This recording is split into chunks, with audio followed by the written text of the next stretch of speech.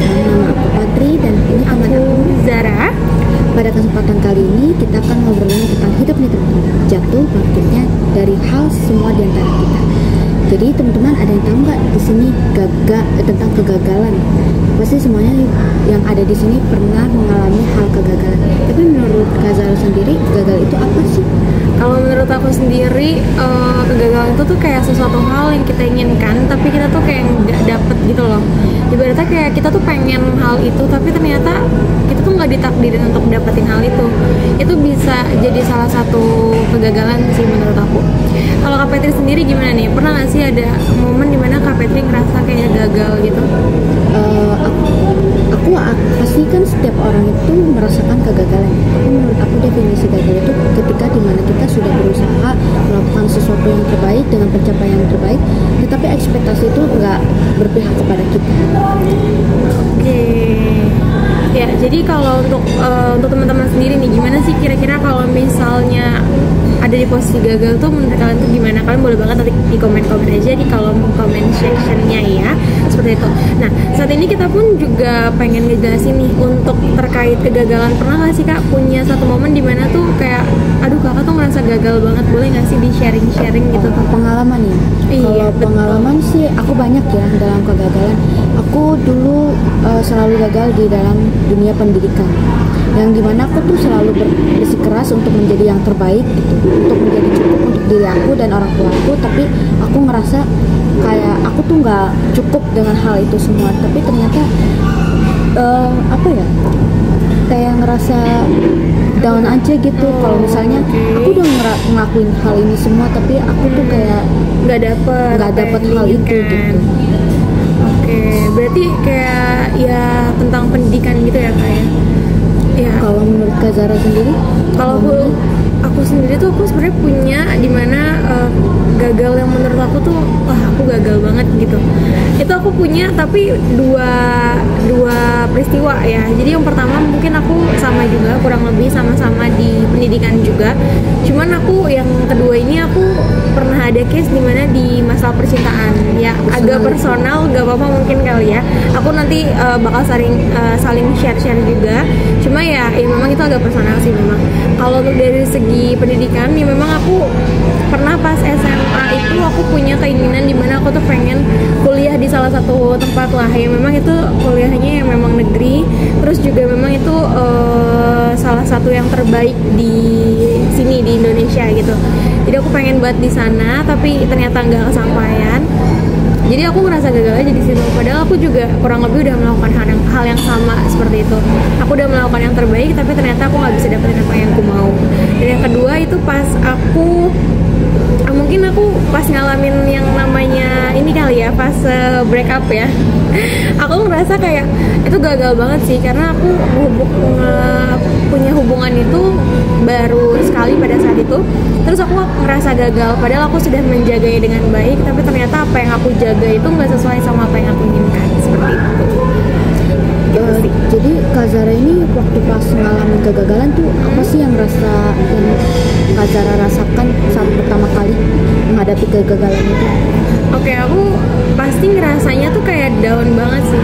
Karena kan ya siapa sih, kita tuh selalu merencanakan apa yang kita pengen kan. Jadi ya apa yang kita rencanain, ya itu yang kita pengen gitu. Kita jarang banget untuk membicarakan tentang hal terburuknya gitu. Jadi kita selalu berbicara, kita selalu berusaha untuk apa yang kita pengen aja, tanpa mikirin hal terburuknya nanti akan seperti apa kayak gitu.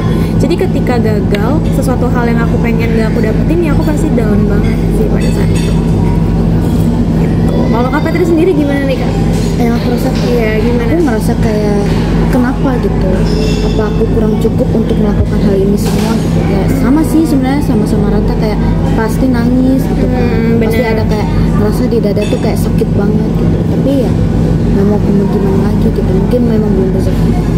Oke. Tapi dari kegagalan itu bikin Kak Petri jadi ngerasa jadi people pressure gitu nggak sih? Kayak gimana? Enggak sih. Oh enggak. Jadi masih di tahap dimana kayak oke, emang aku khususnya mungkin nggak bisa, masih di tahap belum bisa menerima kegagalanku, tapi aku nggak nyampe menyerah gitu ya. Mungkin ya. Oke. Terus untuk Kak Zara sendiri? aku pernah ada di titik dimana aku mungkin ngerasa nyerah, cuma tapi pada akhirnya aku mikir kayak yang buat apa ya aku nyerah gitu. Toh pada akhirnya juga hidup harus tetap berjalan, dan aku pun juga sekarang menjalani hidupku yang saat ini menjadi mahasiswi psikologi gitu. Terus bagaimana cara Kak Zara memproses rasa kecewa atau rasa hancur saat gagal itu? Oke, pertama aku lakukan yang pertama jangan denial ya. Menerima semuanya guys, karena penerimaan itu paling penting. Penerimaan itu ibarat paling atas lah.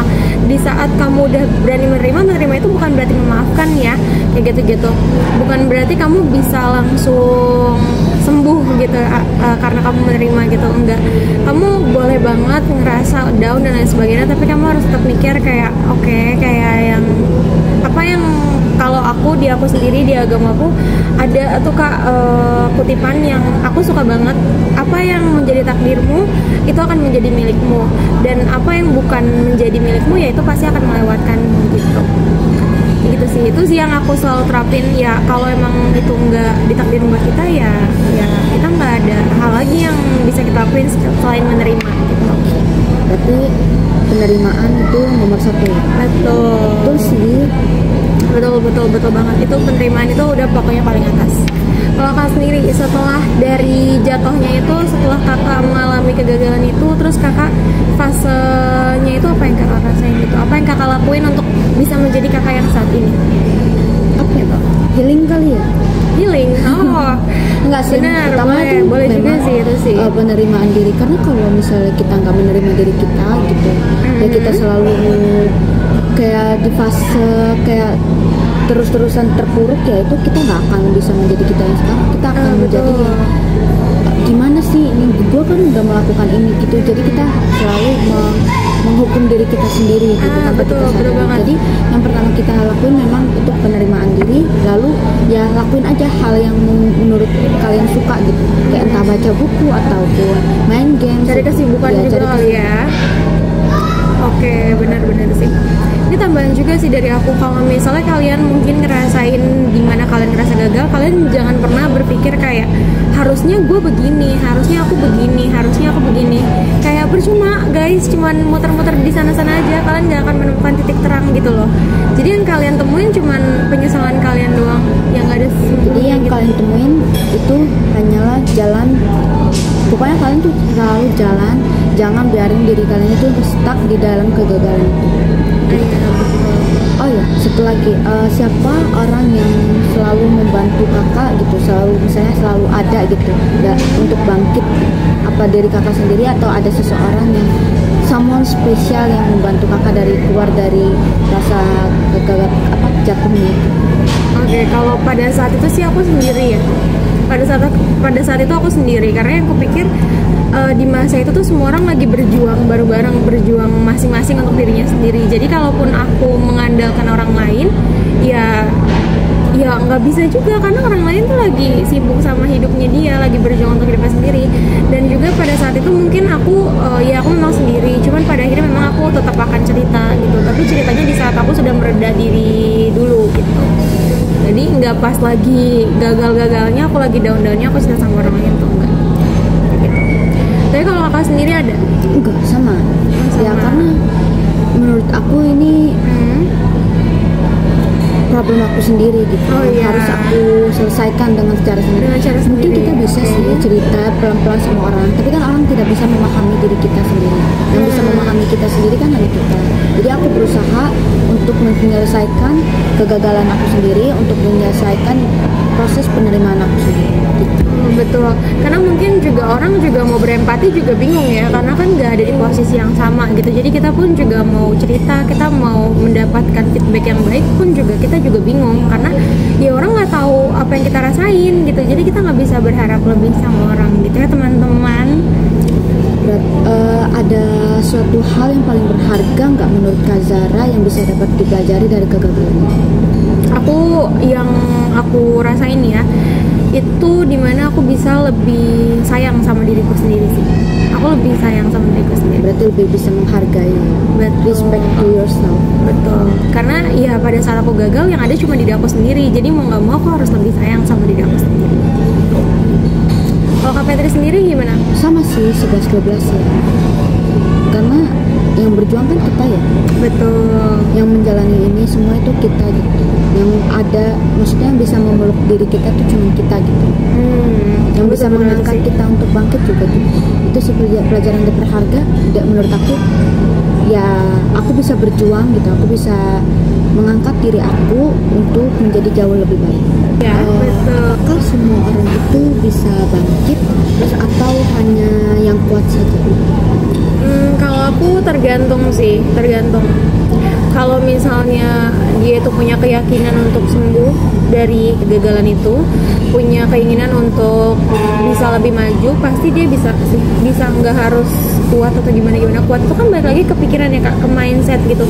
Nah itu balik lagi sama orangnya. Kalau orangnya memang berpikir untuk mau maju, orang itu mau lebih baik dan lain sebagainya, memperbaiki yang ibaratnya mungkin dia nggak bisa dapetin, tapi dia bisa memperbaiki yang ada gitu. Ya itu bisa sih, semua pasti bisa bangkit semua gitu.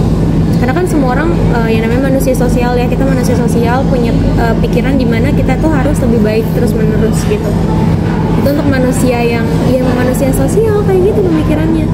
Jadi kalau ketika kita nggak punya pikiran untuk itu ya itu yang harus dipertanyakan justru, kayak apakah kalian itu dari kegagalan itu apakah butuh orang lain atau gimana gitu.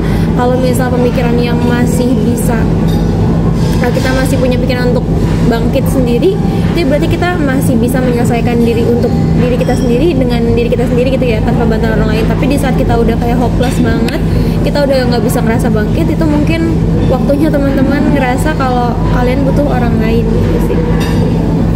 Kalau untuk Kak Petri sendiri gimana nih Kak pandangannya? Memang nggak semua orang bisa menerima diri sendiri, nggak bisa untuk bangkit.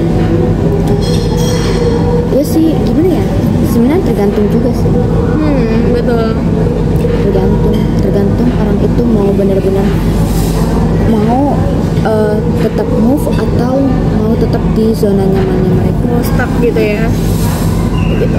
Baik lagi teman-teman, berarti tergantung sama diri kita sendiri gitu. Karena bangkit atau enggaknya itu kan itu secara personal ya, dari diri kita sendiri. Jadi harus punya keinginan dari dalamnya sendiri, bukan dari orang lain.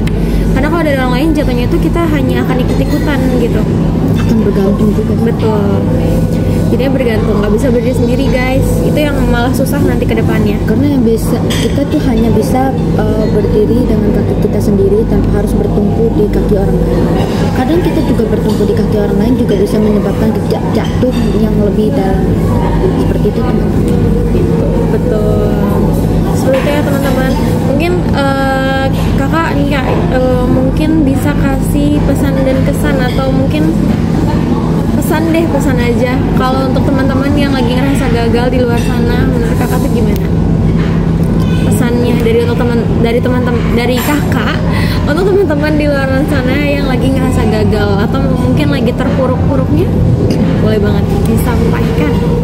Gak apa-apa sih ngerasain gagal gitu, kamu rasain aja gitu, nikmatin aja perjalanannya, nikmatin aja rasa tangisnya, nikmatin aja rasa sakitnya.